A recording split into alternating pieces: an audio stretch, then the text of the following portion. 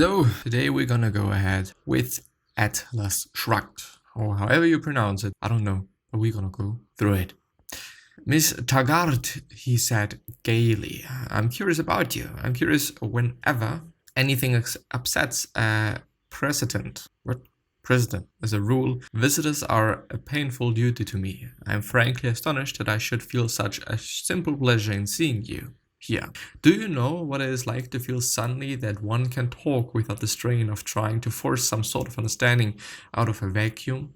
Question mark. Men are not open to truth or reason. They cannot be reached by a rational argument. The mind is powerless against them, yet we have to deal with them. If we want to accomplish anything, we have to deceive them into letting us accomplish it, or force them. They understand nothing else. We cannot expect their support for any endeavor of the intellect, for any goal of the spirit. These three men, these three who held all the hope which the gift of intelligence ever proffered, these three from whom we expected such a magnificent future. One of them was Francisco, who became a depraved playboy. Another was Ragnar, who became a plain bandit. Such for the promise of the human mind. Who was the third one? She asked.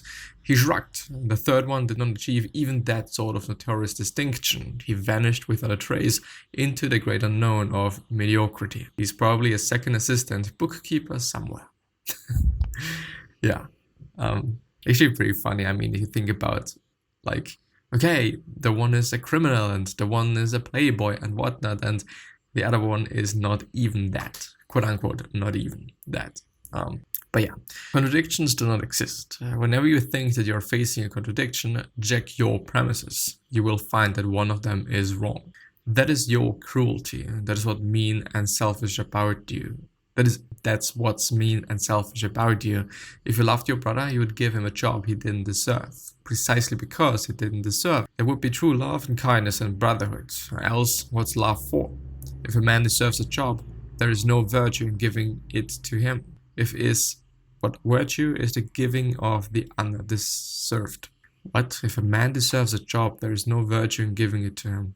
Well, I do understand the concept, like, okay, if it is your brother, just be harsher than with other people. You know, if this makes sense, because you want your brother to do exceptionally well in terms of really trying to be as best as he can be. But yeah, Eddie, what do we care about people like him?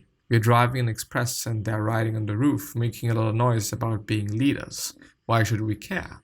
We have enough power to carry them along, haven't we? The reporters who came to the press conference in the office of the John Gold Line were a young man who had been trained to think that their job consisted of concealing from the world the nature of its events. Do the two of you realize you're talking for publication? Asked the man with the sneer. But Mr. Hopkins, said Dagny in polite astonishment, is there any reason why we would talk to you if it weren't for publication? Whatever I am, she thought, whatever pride of person I may hold, the pride of my courage, of my work, of my mind and my freedom, that is what I offer you for the pleasure of your body. That is what I want you to use in your service, and that you want it to serve you is the greatest reward I can have. I'll tell you something. Unhappiness is the hallmark of virtue. If a man is unhappy, really, truly unhappy, it means that he is a superior sort of person. I mean, yeah, you know, if one is, well, not necessarily, but when somebody is really unhappy and you can combine it with being extremely actionable, then this is going to be bad for other people. You know, this person's going to do everything to change things. This person's going to do anything to be happier. And this is going to really, you know, this is going to really hurt other people in a way of, okay, they're going to be crushed. They're going to be crushed in terms of taking action. This person's going to take so much action. This person's going to just work his or her butt off.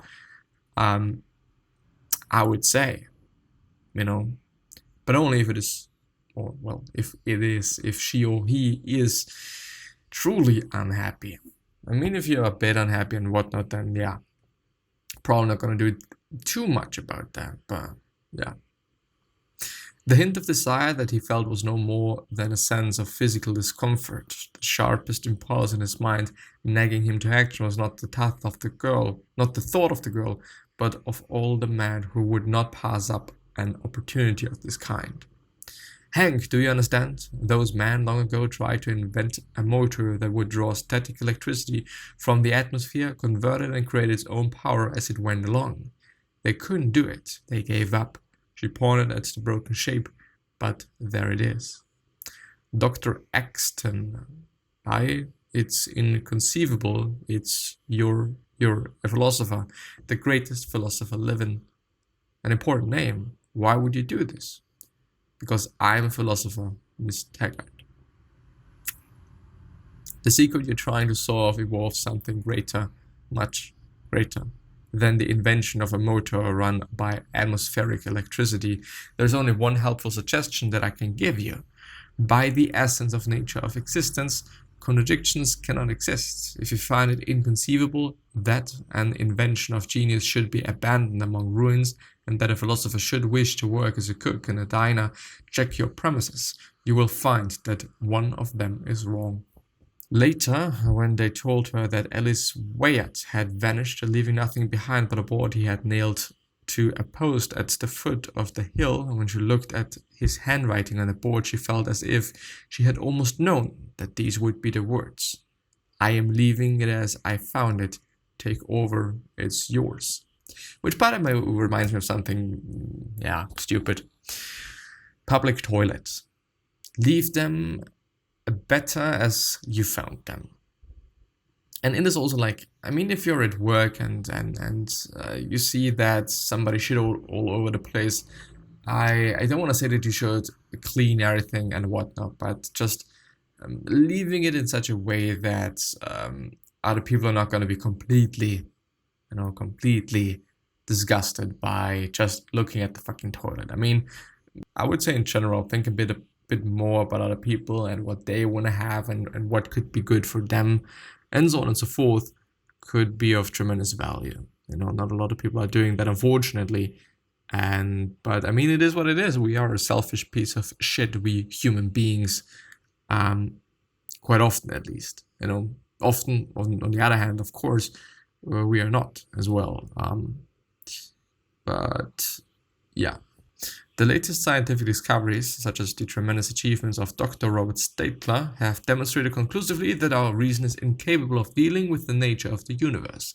These discoveries have led scientists to contradictions which are impossible according to the human mind, but which exist in reality nonetheless. If you've not heard it, my dear old-fashioned friends, it has now been proved that the rational is the insane. Miss Taggart, do you know the hallmark of the second-rater?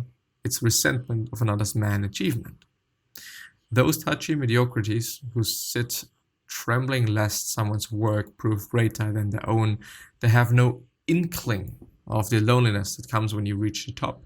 The loneliness for an equal, for a mind to respect, an achievement to admire.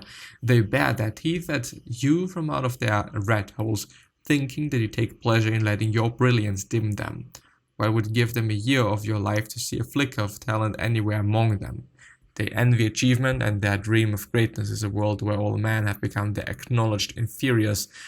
They don't know that dream is the infallible proof of mediocrity, because that sort of world is what a man of achievement would not be able to bear. They have no way of knowing what he feels when surrounded by inferiors. Hatred? No, not hatred, but boredom. The terrible, hopeless, draining, paralyzing boredom. Of what accounts are praise and adulation from men whom you don't respect? Have you ever felt the longing for someone you could admire? For something not to look down at, but up to?